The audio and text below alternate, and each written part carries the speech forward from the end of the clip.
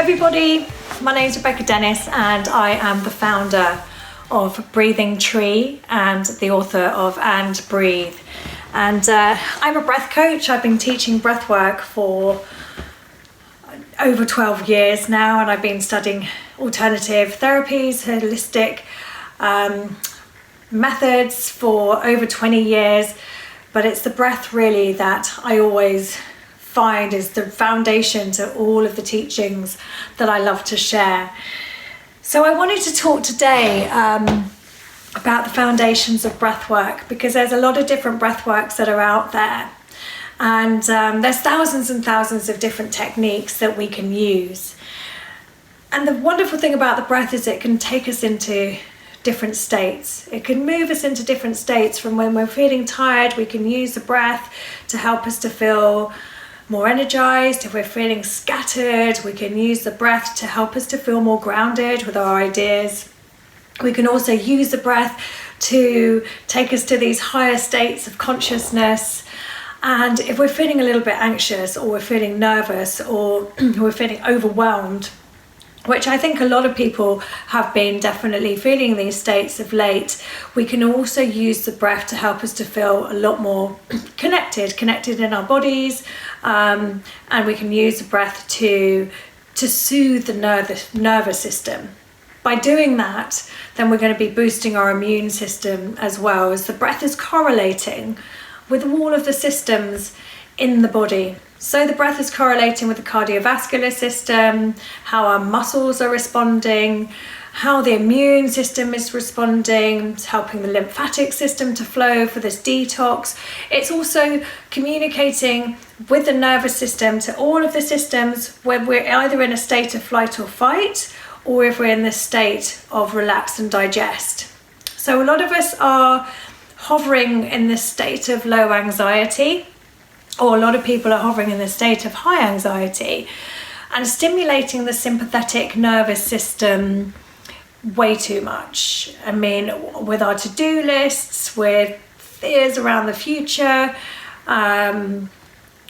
with just simply by being on our phones or in our emails, or little confrontations that we have, or this busyness or this distraction that we create for ourselves pretty much every day, can leave us switched on or wired into this flight or fight system all the time. And when we're doing that, we tend to start to breathe a lot more up in the chest area. And the reason why we're doing that is because the muscles that we're working with, the message from the brain to the body and the body to the brain, is to get us to prepare to fight or to flee or to freeze. So in that way that the nervous system and the way that our body is evolved and is designed, which is incredible, if we're in danger to fight or to flee, then the muscles are getting ready to contract, our blood pressure rises, our respiratory system speeds up, but the reproduction systems, the endocrine systems, the digestive systems are all systems that are not priority anymore. So it can really leave us out of balance, especially if we are stimulating the sympathetic nervous system, but we are not processing that in between, or we're not bringing ourselves into this relaxed state. So stress isn't always a bad thing. It helps us to get the job done. But it's also important that in between those stresses, that we use the breath as a tool to let go of this accumulation, this chemical reaction that's happening in our body of adrenaline, cortisol being pumped around, so that we can sleep better, so that we can digest our food better, so that we can not be carrying so much tension in the jaw or in the shoulders or in the neck. And so that helps to strengthen our immune system, but also we're not holding quite so much tension in the diaphragm. So let's just talk about the diaphragm. The diaphragm is a dome sheet muscle. It sits underneath the rib cage, and its primary job is to breathe. It's just there as the mothership enterprise of breathing. It's really the starship of where all the control of breath begins from. So the diaphragm is also responding to the vagus nerve, which is responding to our autonomic nervous system. When the diaphragm is tight, then the jaw can be really tight, and the psoas muscles can be tight, and the hips can be tight. So when we're talking about our respiratory system and these foundations of breath work, the breath really starts from this as low as your pelvis. You have tiny little muscles which are in the pelvis that are helping to expand the rib cage, expand and move the diaphragm so that the intercostal muscles and these scaling muscles are all working together. There aren't some muscles that are being overused, and then the breath therefore can flow more freely in the way that we breathe when we're babies and when we breathe when we're toddlers. And when we're babies and when we're toddlers, we're all breathing in the belly, the midsection and the chest. So there's no chest breathing, there's no belly breathing, there's no breath holding, there's no shallow breathing, because as babies and toddlers, we just express exactly how we feel. We express if we feel angry, we express if we feel happy. We're not trying to stop ourselves from laughing. We're not, if we want to have a tantrum in the middle of a supermarket, we will. Obviously, we can't all be having tantrums in the middle of supermarkets now. And when we get to the ages of 3 to 7, that's when we really emotionally develop. And we start to become conditioned to hold our breath, or to control our breath, to control our emotions, to control our feelings. And so when we do that, when we hold the breath to maybe contain laughter or sadness or anger or guilt or embarrassment, whatever that is, then all the microscopic little muscles within the breathing system are going to contract, and we hold on to these in memory, in our body memory. So what I love to teach people to do is to remember how we're breathing when we're babies and when we're toddlers, and to start to let go of some of that tension that we're holding on to in different parts of the bodies. And so sometimes what I notice with a lot of people is that they're breathing like this.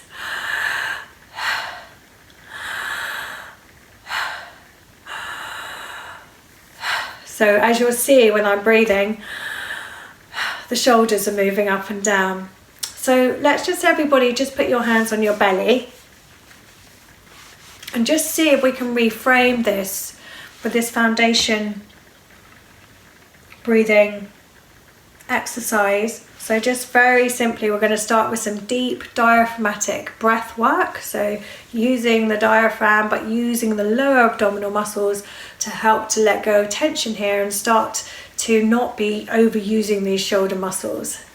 So as you're breathing in, relax your jaw.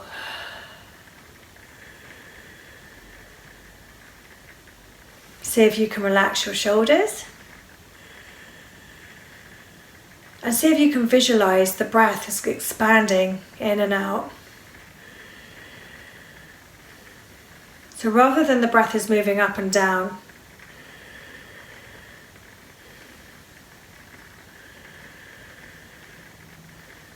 it's expanding in and out. So this is just like a really good workout for the whole of the respiratory system. And when we're breathing in this way, we're massaging all of the organs in our body. Massaging the lungs, massaging the heart, massaging the digestive system.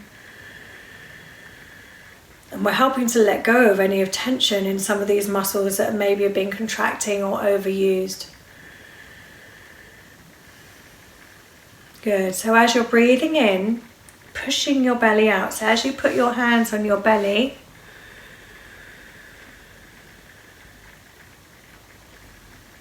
breathing in and out. Just see if you can really keep the chest area expanding, feeling the breath in your lower back. Breath in your belly. Relaxing the shoulders and really relaxing the jaw. So just keeping breathing whilst I'm going to talk to you. So we hold on to quite a lot of tension in the jaw area as well. have a tiny little diaphragm that's situated at the back of the neck. When we clench our jaw at night, or if we're stopping ourselves from expressing how we feel, we can really get a lot of tension in this area. So just breathing in through your nose and just closing your eyes as I talk to you, just seeing if we can just bring you into this relaxed present state.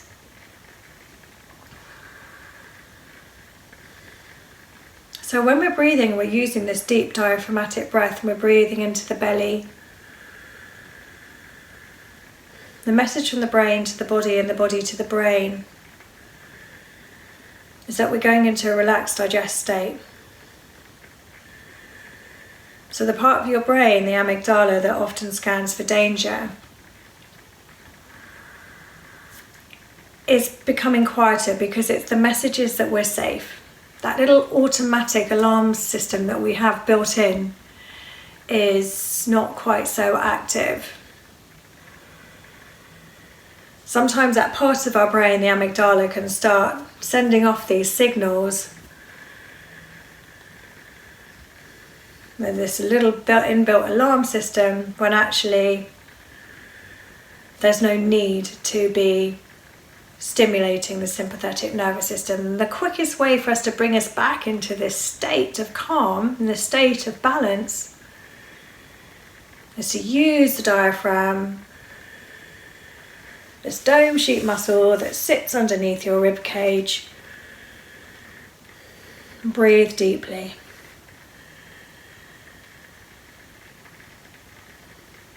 So a lot of people that I see have different breathing patterns. Some people are breathing more in the belly, but they have restriction in the chest, or sometimes only breathing in the chest. It's quite hard to move the belly because we're also conditioned to hold our bellies in.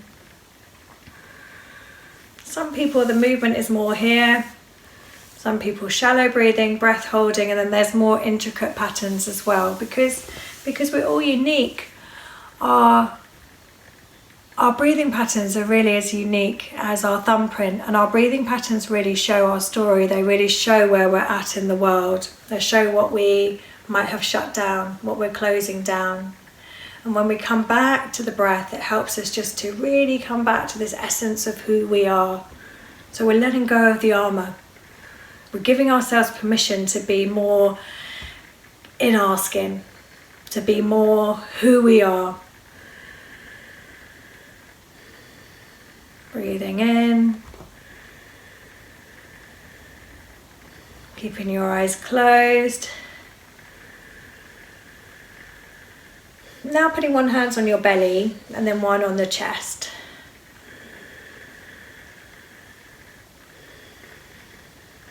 Just breathing in here. So hopefully now you'll notice that the breath is starting to feel more open.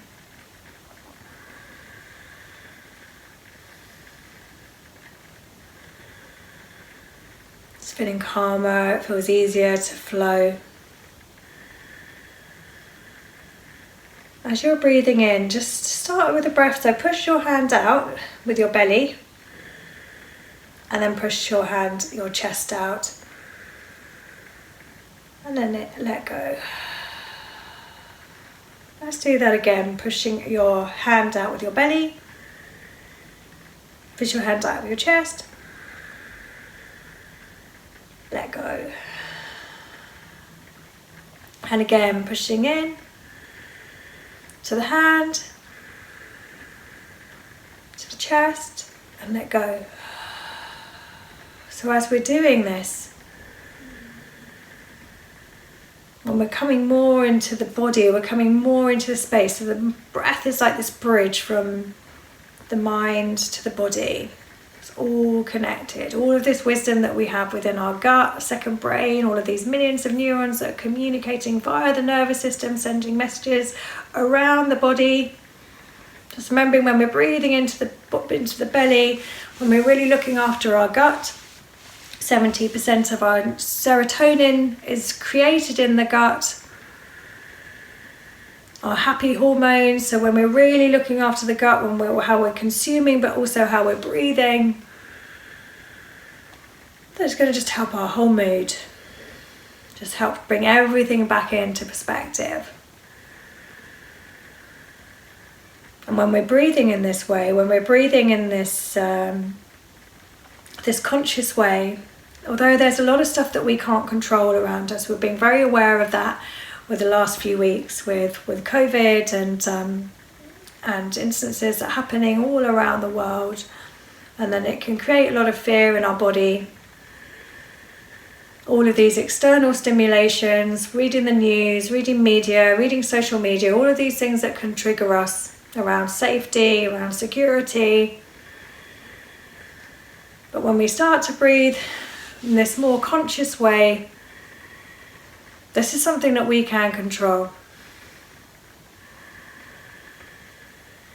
This is something that you can really be empowered by. So just using this breath is a really empowering way to come back into this place of feeling really strong in your foundations, strong with your responses, strong in your decisions, how you think.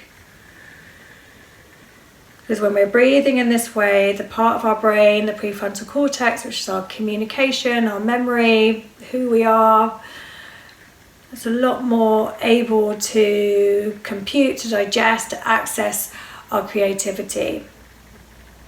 Maybe sometimes you've noticed that you have brain block, fog, or brain freeze when there's too much going on, or if you go into overwhelm.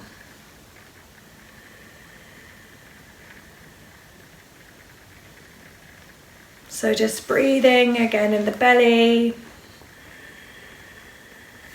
As you're breathing in and out, just see if you can visualize or feel that the breath is coming in and out like a wave. And down.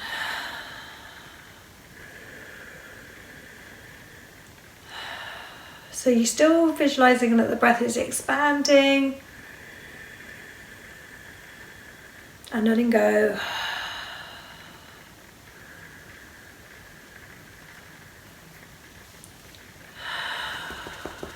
Great. So I hope that you found that useful today. I'm going to be sharing a couple more workshops where we're going to be going much deeper into the breath. But just this foundation of breathing, understanding that we all have breathing patterns, is just such an empowering tool that we have. You can use your breath like a Swiss Army knife. It's multi-purpose. So just remembering that it's free, it's something that you have, it's right under your nose, and it's free to access at any time that you need it. So the more that you make friends with your breath, the more that you use your breath as your companion. It's there with you when you enter the world, and it's there with you until you leave this world. Every breath counts, and every breath is listening. So the more that you can connect with your breath, then the more that you're going to feel more connected, less disconnected. So thank you very much, and I'll see you all very soon for the next session. If you like that video, there are loads more talks, classes and exclusive videos from the Happy Place Virtual Festival. So don't forget to subscribe on YouTube. Do follow us on Instagram for constant updates, and enjoy.